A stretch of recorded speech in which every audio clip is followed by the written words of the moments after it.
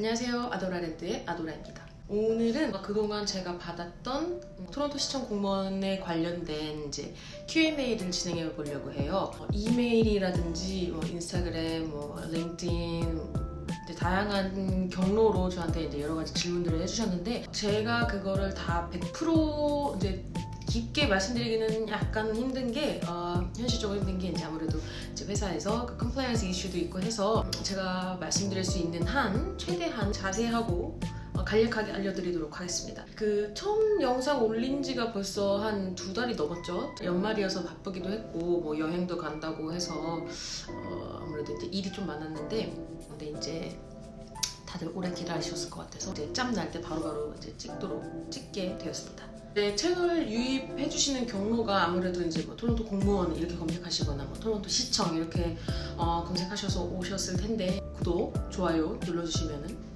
또 추가로 궁금하신 사항이라든지 이제 알고 싶으신 부분들에 대해서 영상을 또 이제 만들어 보도록 하겠습니다. 제일 많이 들었던 질문 중 하나가 이제 무슨 일 하시나요? 시청에서 어떤 일을 하시나요? 그리고 아무래도 제가 저번 영상에서 언급했던 게 인사부에 있다고 해서 다들 더 궁금하셨던 것 같아요.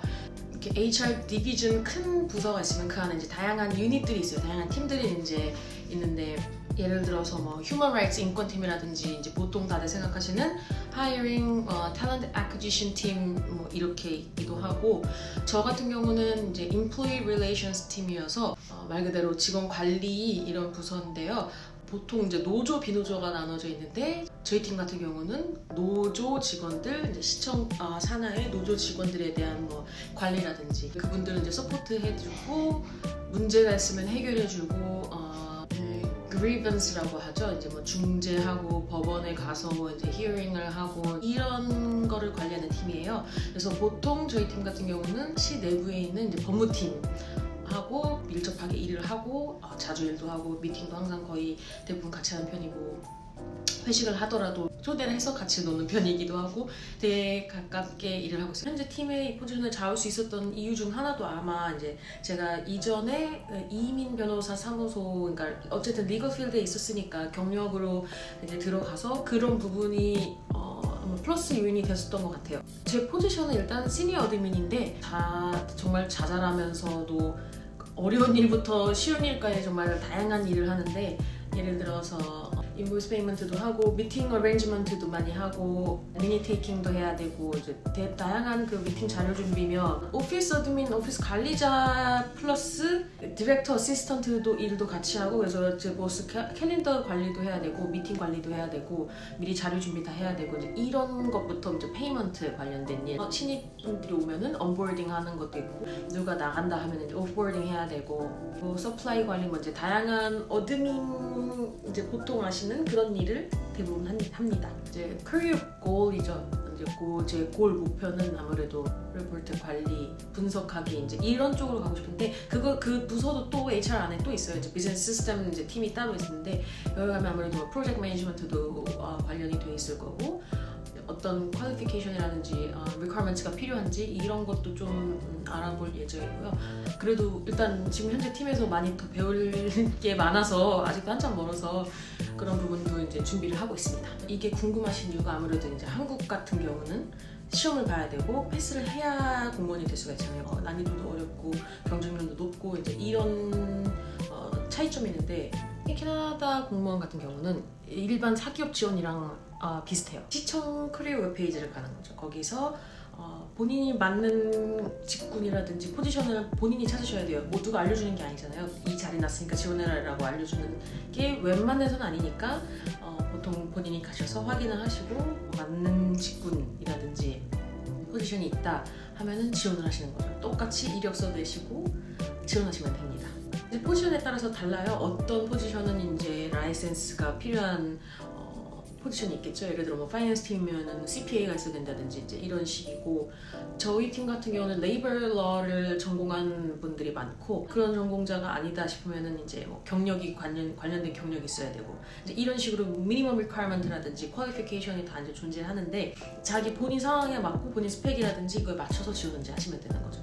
저는 사실 맨 처음에 이제 시청 포지션에 지원했던 거는 5, 6년 전이었어요.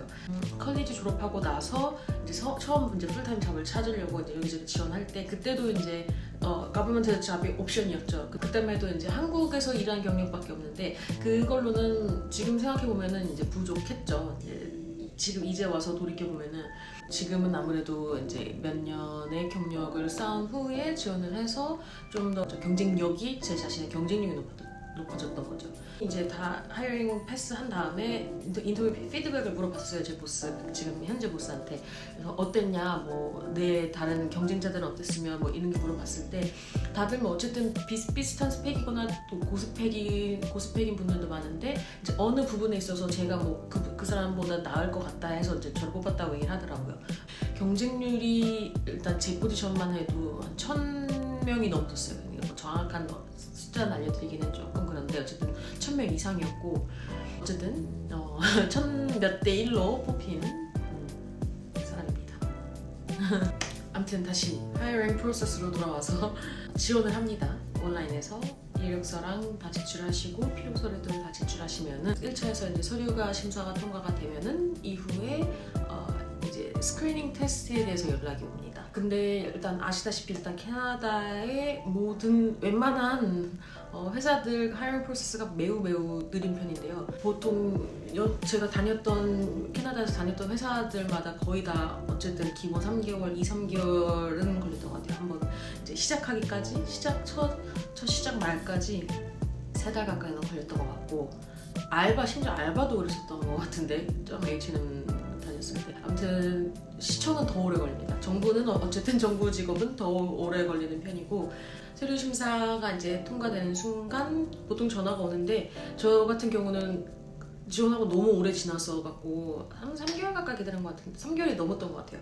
그래서 까먹었죠. 제가 지원을 했었다는 거를 까먹어서 저는 처음에 받지도 못했고 다시 제가 거니까 왠지 초기 와서 이상해서 이거 스팸이 아닌 것 같아서 다시 전화를 했더니 아니나 다를까 이제 시청에서 너 됐다고 이제 어사이먼트랑 줄 테니까 이제 다음 스크리닝 테스트 하자고 연락이 왔어요. 사실 그 데드라인이 되게 타이트했어서 제 케이스만 그런지 아니면 보통 그런 건지는 제가 확실하게 확답을 못 드리고 그래서 포지션이랑 그 직군에 따라서 관련 스크리닝 테스트가 갑니다. 저 같은 경우도 제 스킬을 보기 위한 그런 테스트가 와서 되게 짧은 시간 안에 했어야 돼갖고 그날 밤샜죠. 밤새갖고 제가 지금 생각해도 그 과제가 어려운 건 아니었는데 그러니까 긴장도 되고 막 너무 간절하니까 이게 그냥 한번 끝내놓고 바로 보내기가 이제 마음이 불안한 거예요. 한 번 더 확인해보고 또 수정하고 막 이런 식으로 오래 시간이 걸려서 되게 좀 어렵진 않지만 스트레스는 받는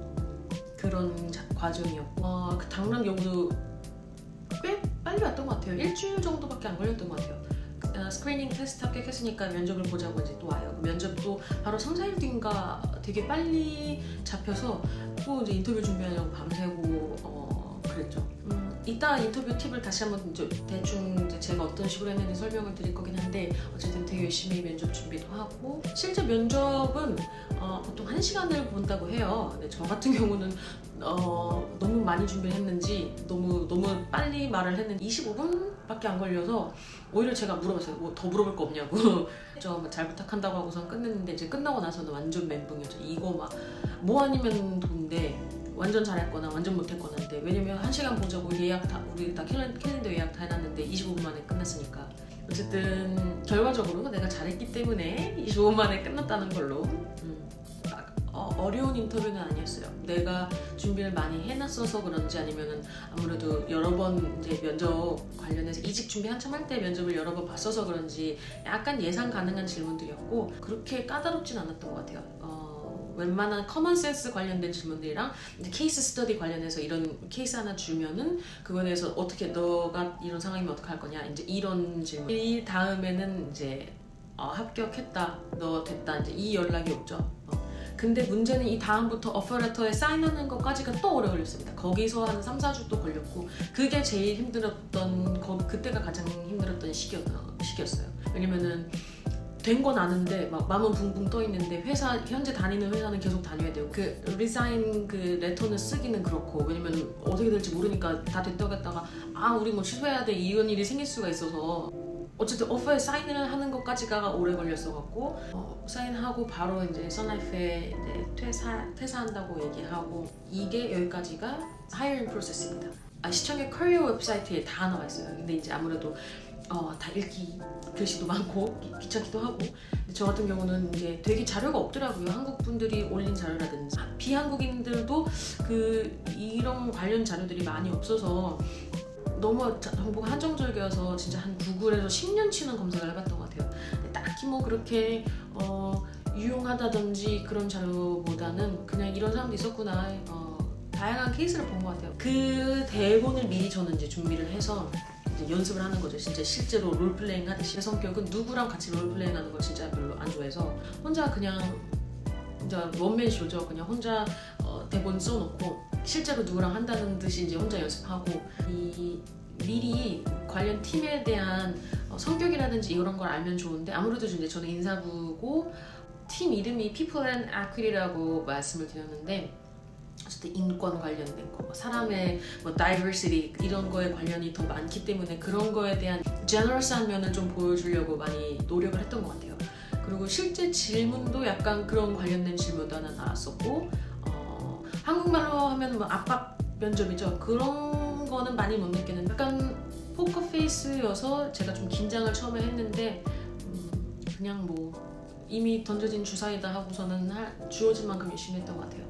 사실 다 아실 거라고 생각해서 공부를 하려면 이런 팁이 필요하다라기보다는 어쨌든 사기업이랑 비슷해요. 다 과정이라든지 성격이라든지 얼추 비슷하다고 생각을 합니다. 제가 아까 말씀드렸다시피 시청 커리어 홈페이지 가면은 인터뷰 팁에 대해서 똑같이 나와 있어요. 근데 어쨌든 다 비슷한 말이에요. 다 그냥 상식적인 말. 지원한 팀에 대해서 좀 더 조사해보고 이 포지션이 어떤 성격인지 이런 거에 대해서 미리 알아두면은 이제 다양한 이제 예상치 못한 질문이 나왔을 때 대답하기도 편하고 어쨌든 그렇게 압박 면접은 아니다. 좀 약간 내가 준비할 시간을 좀 미리 많이 주는 스타일이라는 거를 미리 말씀을 드리겠습니다. 그래, 이 말을 안 했구나. 그래서 제가 크게 느꼈던 그 차이점 중에 하나가 그러니까 퍼블릭 섹터랑 프라이빗 섹터 이런 큰 차이점이 아무래도 버젯 관련돼서 돈 관련된 게 차이가 컸다. 내가 썬라이프에 있었을 때만 해도 그냥 다 expense 저 시청 같은 경우는 아무래도 시민의 혈세를 받고 그걸로 우리가 쓰는 거기 때문에 웬만하면 다 아껴야 돼요. 다 오래돼도 컴퓨터, 랩탑 오래돼도 무조건 써야 되고 고쳐 써야 되고 녹아내린 랩탑도 어떻게든 고쳐서 다시 쓰는 방향으로 해야 되고 우리는 솔선수범해야 되고 아껴야 되고 과소비를 안 하는 방향입니다.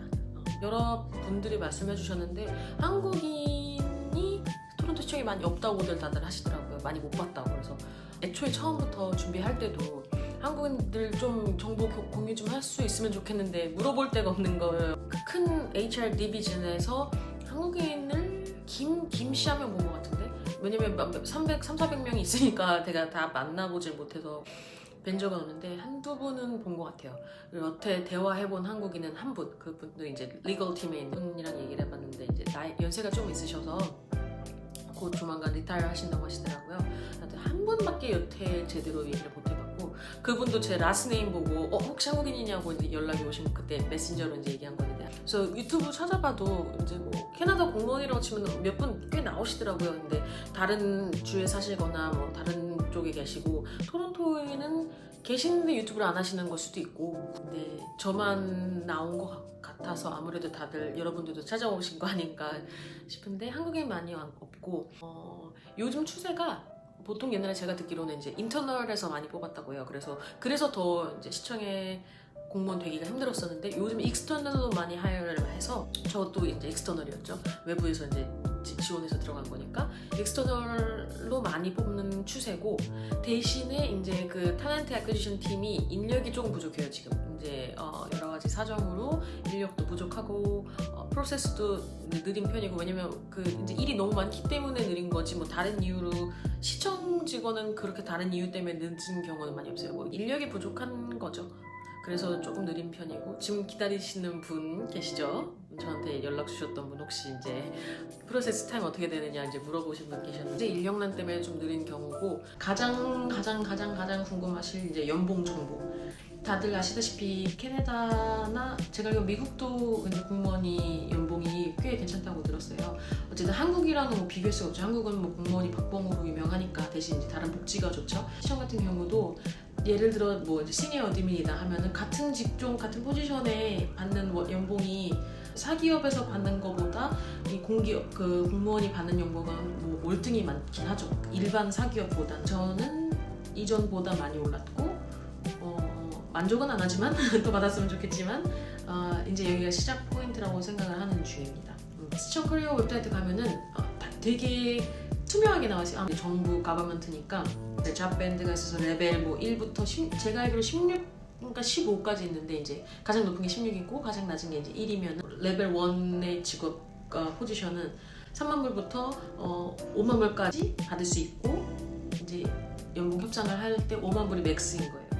간단하게 City of Toronto 커리어 웹사이트를 한번 같이 보도록 하겠습니다.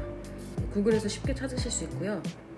이 홈페이지는 이제 External Candidate 전용 웹사이트입니다. 인터널은 또 따로 있어요. 보시다시피 이제 Job Stream이랑 Position Type, Posting Date 이렇게 정보가 있고요. Job Stream 같은 경우는 이제 팀이죠. 디비전이나 팀이고 Position Type은 Full-Time이냐 아니면 Part-Time이냐 그리고 이제 안에 클릭하셔서 들어가면은 그 포지션에 대한 정보가 자세하게 나와 있습니다. 디비전, 섹션, work location, job type 이제 전부 다 나와 있고요. 이 포지션 같은 경우에는 5명을 이제 구하는데 풀타임이고 permanent나 아니면은 temporary 이제 계약직으로 12개월간 일하는 직원을 이제 뽑는 거죠. 그리고 annual salary가 아니고 hourly rate로 받는 그러니까 시급제로 받는 포지션입니다. 그리고 L79이면은 Local 79 노조죠. 참고로 저는 비노조입니다. 비노조 직원입니다. 제가 일부러 이 포지션을 지금 예시로 들은 이유가 저번에 댓글 남겨주신 분 중에 이제 디자이너, 웹 디자이너 분이 계셨던 것 같아서 혹시나 이제 비슷할까 뭐 관련이 있으실까 싶어서 이제 이 포지션을 한번 예를 들어본 건데요. 이렇게 보시면 Major Responsibility 있어서 어떤 일을 하는 건지 나와 있고 필요한 퀄리피케이션이 상세하게 나와 있습니다. 그리고 마지막 부분에 Apply Now 버튼이고요. 그리고 제가 앞서 말씀드렸던 하이어링 프로세스도 이 홈페이지에서 간략하게 볼 수 있습니다. 전반적인 잡 어플리케이션에 관련된 팁도 볼 수 있는데 레주메 작성부터 시작해서 커버레터에 관련된 팁이라든지 아니면 인터뷰 보기 전, 인터뷰 보는 중, 인터뷰 도착했을 때 이런 관련된 좀 팁들이 있어요. 대신 약간 제가 보기에는 아웃데이트하긴 하지만 약간 통상적인 내용이기도 하고요. 한 번씩 읽어보시면 좋을 것 같기도 합니다.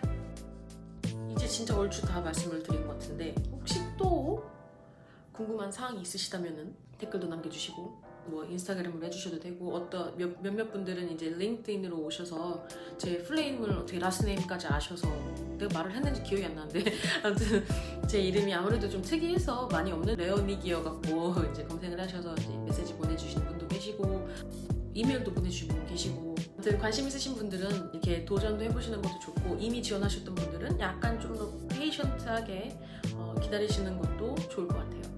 열심히 하시면은 다 이제 좋은 결과가 오실 거라고 믿습니다. 잘 되시길 바랄게요. 구독, 좋아요 눌러주시고 많은 관심 부탁드릴게요. 감사합니다. 또 봬요.